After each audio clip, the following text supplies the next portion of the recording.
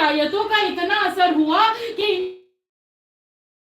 اللہ کہہ رہا ہے میں دیکھ رہا ہوں، جبکہ لیکن پھر بھی اللہ کہہ رہا ہے میں دیکھ رہا ہوں. تو اگر علی کے کہنے والے قرآن کی تلاوت اس طرح سے کرے جو حق ہے، 100 آیتوں کی تلاوت کرے اور ایک ورڈ کا معنی سمجھ میں نہ آئے، تو مجھے لگتا ہے اگر ایک آیت کی تلاوت سمجھ کے ساتھ کرے تو وہ بہت بہتر ہوگا. اس سے پہلے کہ دوسرے اس سے فائدہ اٹھا لیں اور یوں ہی رہ جاؤ. تیسری چیز مولا کائنات، ایک نماز، دوسرا روزہ. تیسری چیز مولا کائنات ارشاد فرماتے ہیں کہ مجھے وہ جوان یا مجھے وہ لوگ ہرگز پسند نہیں ہیں کہ جو اپنے وقت کو ضائع کر دیتے ہیں.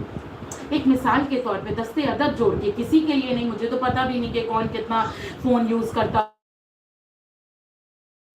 جب بھی ہم اپنا فون یوز کر رہے ہیں نا، یہ بات میں نے کہیں اور بھی مجلس میں کہی تھی، ابھی میرے ذہن میں نہیں، جب بھی ہم فون یوز کر رہے ہیں کریں کہ ہم جتنی بھی اس میں ریلز دیکھ رہے ہیں، جتنی بھی ہم سرچنگ کر رہے ہیں، جتنا بھی ہم اس میں میٹر دیکھ رہے ہیں، کیا یہ ہمارے دیکھنے سے وقت کے امام کے ظہور میں آسانی ہوگی کہ نہیں ہوگی؟ ہم یہ دیکھیں کہ یہ جو ہم جتنا بھی چیزیں اس میں دیکھ رہے ہیں، اس سے میرے بچوں کی پرورش پہ اچھا اثر پڑے گا یا برا اثر پڑے گا؟ جب میں اللہ کی بارگاہ میں جاؤں گا اور اللہ کہے گا تم نے یہ 3 گھنٹے کیا کیا، تم نے یہ 4 گھنٹے کیا کیا، تو میں اس کو اللہ کو بتا سکوں گا نا کہ اے میرے اللہ یہ 3-4 گھنٹے مثلاً میں مسئلے مسائل دیکھ رہی تھی اپنے فون پہ، مثلاً میں مجلسیں سن رہی تھی، میں اپنی دینی نالج کو بڑھا رہی تھی، اور اگر دنیاوی نالج بھی بڑھا رہے تو اس میں بھی کوئی مسئلہ نہیں ہے. اے اللہ میں سے ریلیٹڈ ہوئی تھی کچھ بھی، لیکن کیا کی بارگاہ میں یہ کہہ پائیں گے کہ میں خالی ایسے ہی انسٹاگرام کو اسکرول کرتی جا رہی تھی ریلز دیکھنے کے لیے؟ کیا میں فیس بک اور یوٹیوب یوں ہی یوز کرتی جا رہی تھی ٹائم پاس کے لیے؟ تو اتنا ٹائم ہمارا کہاں جا رہا ہے؟ مولا کائنات کہہ رہے ہیں کہ مجھے ایسے لوگ ناپسند ہیں کہ جو اپنے وقت کو برباد کر دیتے ہیں. اور یاد رہے کہ یہ اتنا عظیم امام ہے، اتنا عظیم امام ہے کہ جو ساری فضیلتوں کا، ساری خوبیوں کا سرچشمہ ہے، اور ان کے چاہنے والوں میں اگر کوئی خوبیاں نہ پائی جائیں تو پھر وہ کیسے دعویٰ کرے گا کہ ہم علی والے ہیں؟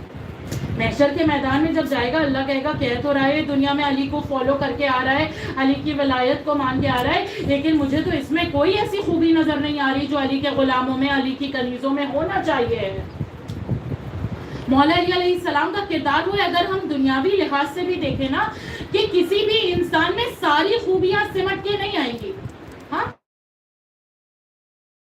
طاقتور ہے، اگر وہ شجاع ہے، اگر وہ بریو ہے، تو اس کا دل دوسرے لوگوں کے لیے نرم بھی ہو، انسان کو انسان بھی سمجھ رہا ہو.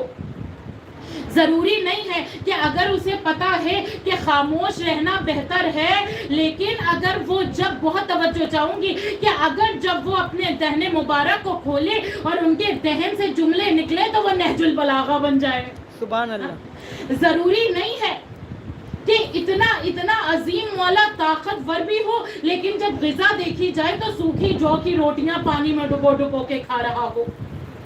مثال، یہ صرف مثال ہے کہ مولا کائنات خوبیوں کا سر چشمہ ہے. کوئی ایسی فضیلت، کوئی خوبی خود نہ ہو، یعنی علی کے چاہنے والوں میں بھی کچھ نہ کچھ تو موجود ہے.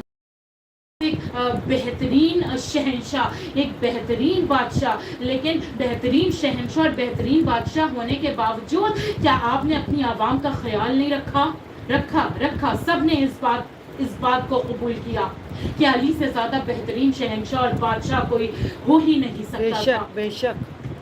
کہ جب آپ کا جنازہ نکلا ہے تو کوفے کے در و دیوار سے رونے کی آوازیں آ رہی تھی. لوگوں کو پتہ ہی نہیں چلتا کہ رات کے اندھیرے میں کون ہمارے گھروں کے باہر اناج رکھ دیتا ہے اگر 19 رمضان ان کے دروازے خالی نہ رہ گئے ہوتے. اتنا عظیم مولا، اتنا عظیم مولا. پروردگار عالم قرآن میں ارشاد فرما رہا ہے کہ وہ مہاجرین جو مکے سے رسول اللہ کے ساتھ آئے، وہ